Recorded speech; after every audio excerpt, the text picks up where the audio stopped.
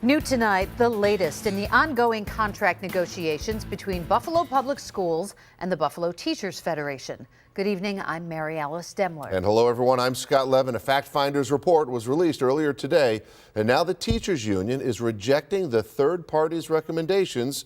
2 News Side's Andy Payton joins us live tonight with more from the union president himself. Andy?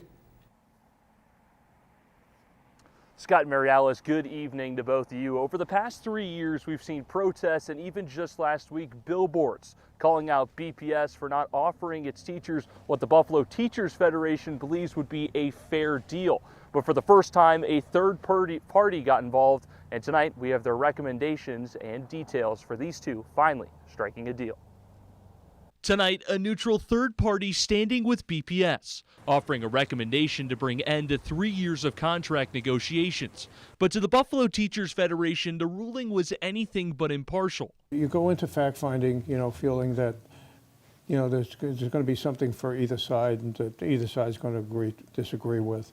But this thing here is completely one-sided. In a 22-page report, the fact finder proposed suggestions on a number of issues the two sides couldn't agree on, siding with BPS on the majority, including wages, recommending the district's $225 million proposal as opposed to BTF's $1.6 billion plan that the fact finder referred to as unaffordable. It was that language that led Ramore to believe the findings were biased, pointing to page 9 of the document where the fact finder said his salary recommendations were, quote, as proposed by the district. If the district doesn't realize that this is a one-sided fact finder's report,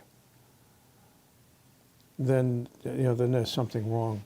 The Teachers Federation's issues with the findings extended beyond the salaries, expressing frustrations with the way the third party judged other issues like health insurance, pensions, and additional student counseling, the final of which the fact finder deemed wasn't necessary. Looking at what's going on in this country and in the city today, if you don't understand why we need more school counseling, there's something wrong with you. Maybe you need a counselor.